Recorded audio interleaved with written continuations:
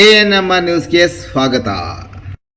ಚಿಂತಾಮಣಿ ನಗರದ ಅಂಜನಿ ಬಡಾವಣೆಯ royal circle BNR ಬಿಲ್ಡಿಂಗ್ನಲ್ಲಿ ನೂತನವಾಗಿ ಪ್ರಾರಂಭ ಮಾಡಿರುವ ಅನು ಸಿಲ್ಕ್ಸ್ ಆ್ಯಂಡ್ ಸ್ಯಾರೀಸ್ ಅಂಗಡಿಯಲ್ಲಿ ಮೈಸೂರು ಸಿಲ್ಕ್ ಸೀರೆಗಳು, ಬನಾರಸಿ ಸೀರೆಗಳು, ಫ್ಯಾನ್ಸಿ ಸೀರೆಗಳು, ಸ್ಯಾರಿ ಶೇಪ್ ವೇರ್ಗಳು, ಕಲಂಕಾರಿ ಬ್ಲೌಸುಗಳು ಮತ್ತು ಫ್ಯಾನ್ಸಿ ನೈಟೀಸ್ ದೊರೆಯುತ್ತದೆ.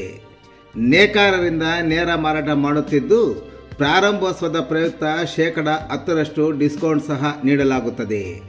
ಒಮ್ಮೆ ಸಂಪರ್ಕಿಸಿ Anu silk and sarees, BNR building, royal circle, Anjane ಬಡಾವಣೆ, ಚಿಂತಾಮಣಿ. ಹೆಚ್ಚಿನ ವಿವರಗಳಿಗೆ ಮೊಬೈಲ್ ಸಂಖ್ಯೆ 7661939946 ಮತ್ತು 9686062349ಕ್ಕೆ ಸಂಪರ್ಕಿಸುವುದು.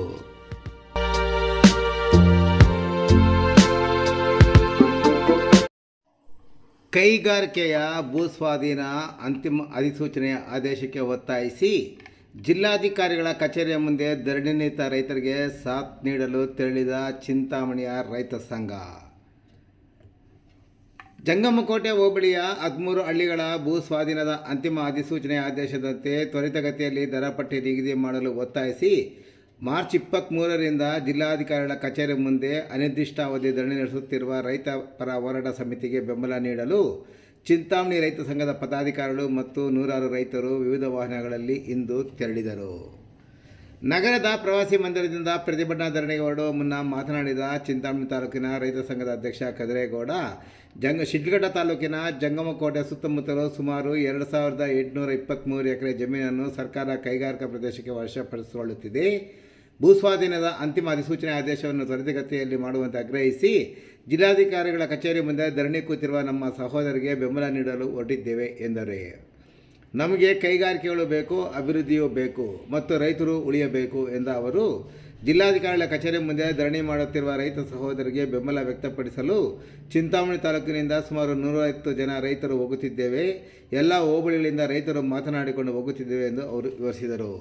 ನಮ್ಮ ಮುಖ್ಯ ಉದ್ದೇಶ, ನಮ್ಮ ರೈತರು ಮಕ್ಕಳು ಓದಿರುತ್ತಾರೆ, ಅವರಿಗೆ ಉದ್ಯೋಗದ ಬೇಕು. ಎಲ್ಲರಿಗೂ ಸರ್ಕಾರಿ ಕೆಲಸ ಕೊಡಲು ಸಾಧ್ಯವಿಲ್ಲ. ಆದ್ದರಿಂದ ಇಲ್ಲಿ ಕೈಗಾರಿಕೆಗಳು ಬಂದರೆ ನಮ್ಮ ಮಕ್ಕಳಿಗೆ ಕೆಲಸ ಸಿಗುತ್ತದೆ. ಆದರೆ ಕೆಲವು ಬಲಾಢ್ಯರು ಇದನ್ನು ವಿರೋಧಿಸಿ ಕೈಗಾರಿಕೆ ಬೇಡ ಎನ್ನುತ್ತಿದ್ದಾರೆ. ಅಲ್ಲಿ ಸರ್ಕಾರದ ಜಮೀನು 1700 ಚಿಲ್ಲರೆ ಎಕರೆ ಇದೆ. ಇನ್ನು ಜನರ ಜಮೀನು ಇರುವುದು ಕೇವಲ 535 ಎಕರೆ ಮಾತ್ರ. ದಯವಿಟ್ಟು ಕೈಗಾರಿಕೆಗಳಿಗೆ ಅನುವು ಮಾಡಿಕೊಟ್ಟು ನಮ್ಮ ರೈತರ ಮಕ್ಕಳಿಗೆ ಉದ್ಯೋಗ ಕಲ್ಪಿಸಿಕೊಡಬೇಕು ಎಂದು ಅವರಲ್ಲಿಯೂ ಮನವಿ ಮಾಡುತ್ತೇವೆ ಎಂದರು. ಜಿಲ್ಲಾ ಉಸ್ತುವಾರಿ ಸಚಿವರು ಹಾಗೂ ಶಿಡ್ಲಘಟ್ಟ ಶಾಸಕರಾದ ರವಿಕುಮಾರ್ ಅವರು ನೀರಾವರಿ ಪ್ರದೇಶವನ್ನು ಹೊರತುಪಡಿಸಿ ಕೈಗಾರಿಕೆಗಳನ್ನು ಸ್ಥಾಪನೆ ಮಾಡಿ ಎಂದು ನಾವು ಕೇಳಿಕೊಂಡಿದ್ದೆವು. ಅದಕ್ಕೆ ಸ್ಪಂದಿಸಿ ಸುಮಾರು 491 ಎಕರೆ ನೀರಾವರಿ ಪ್ರದೇಶವನ್ನು ಕೈಬಿಟ್ಟಿದ್ದಾರೆ. ಅವರಿಗೆ ನಮ್ಮ ಎಲ್ಲ ಸಂಘಟನೆಗಳ ಪರವಾಗಿ ಧನ್ಯವಾದಗಳನ್ನು ಸಹ ತಿಳಿಸುತ್ತೇವೆ ಎಂದರು.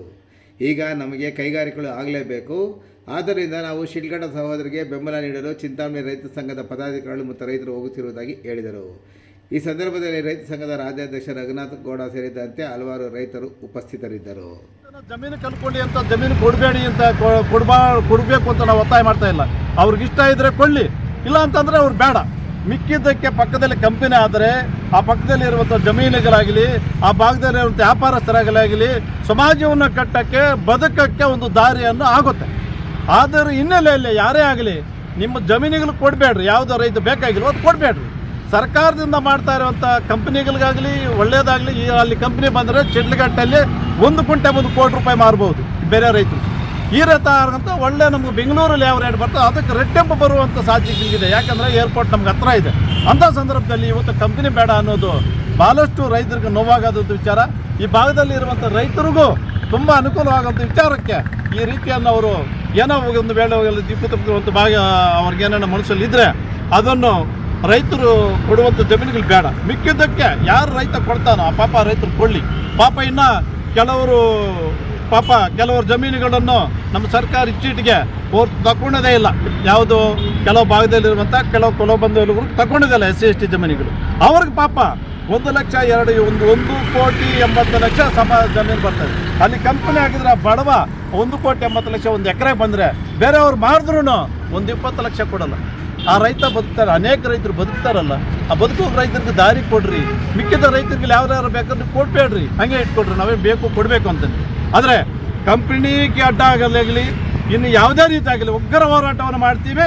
ಇದನ್ನು ಕಂಪನಿ ಆಗಲೇಬೇಕು ಅಂತ ನಮ್ಮ ಕರ್ನಾಟಕ ರೈತ ಸಂಘದಿಂದ ಈ ಭಾಗದಲ್ಲಿರುವಂಥ ಎಲ್ಲ ರೈತರು ಕಂಪನಿ ಆಗೋಕ್ಕೆ ಯಾವುದೇ ಅಡ್ಡ ಮಾಡಬಾರ್ದು ಅಂತ, ಕಂಪನಿ ಆಗೋವರೆಗೂ ಒಂದು ವೇಳೆ ಸಿದ್ದರಾಮಯ್ಯ ಆಗಲಿ ಈ ಸರ್ಕಾರ ಆಗಲಿ ಹಿಂದಕ್ಕೆ ಹೋದ್ರೆ ಅವ್ರಿಗೆ ಮನೆ ಮುಂದೆ ನಿರಂತರ ಧರಣಿ ಮಾಡ್ತೀವಿ, ಕರ್ನಾಟಕ ರಾಜ್ಯವನ್ನು ಬಂದ್ ಮಾಡ್ತೀವಿ ಅಂತ ಮಾತಾಡೋಣ. ಈಗ ನಮ್ಮ ಚಿಂತಾಮಣಿ ತಾಲೂಕಿಂದ ಏನು KDB ಜಂಗಮಕೋಟೆ KDB 13 ಹಳ್ಳಿಗಳ 2,823 ಎಕರೆ ಸರ್ಕಾರ ವಶಪಡಿಸ್ಕೊಳ್ತಾ ಇದೆಯೋ ಆ ಒಂದು ವಿಷಯವಾಗಿ ನಾವು ಜಿಲ್ಲಾಧಿಕಾರಿಗಳ ಕಚೇರಿ ಮುಂದೆ ಧರಣಿಗೆ ಏನು ನಮಗೆ ಕೈಗಾರಿಕೆಗಳು ಬೇಕು, ಅಭಿವೃದ್ಧಿ ಬೇಕು, ರೈತರು ಉಳಿಬೇಕು, ಕೈಗಾರಿಕೆ ಬೇಕು ಅಂತ ಹೇಳ್ಬಿಟ್ಟು ಏನು ನಮ್ಮ ಜಿಲ್ಲಾಧಿಕಾರಿ ಕಚೇರಿ ಮುಂದೆ ಧರಣಿ ಮಾಡ್ತಾ ಇದ್ದಾರೆ ನಮ್ಮ ಸೋದರರು. ಅವರಿಗೆ ಒಂದು ಬೆಂಬಲವನ್ನು ವ್ಯಕ್ತಪಡಿಸೋದಕ್ಕೆ ನಮ್ಮ ಚಿಂತಾಮಣಿ ತಾಲೂಕಿಂದ ಇವತ್ತು ಒಂದು 150 ಜನ ಹೋಗ್ತಾ ಇದ್ದೀವಿ. ಎಲ್ಲ ಹೋಬಳಿಯಿಂದ ಒಂದೊಂದು ಮಾತಾಡ್ಕೊಂಡು ಹೋಗ್ತಾ ಇದ್ದೀವಿ.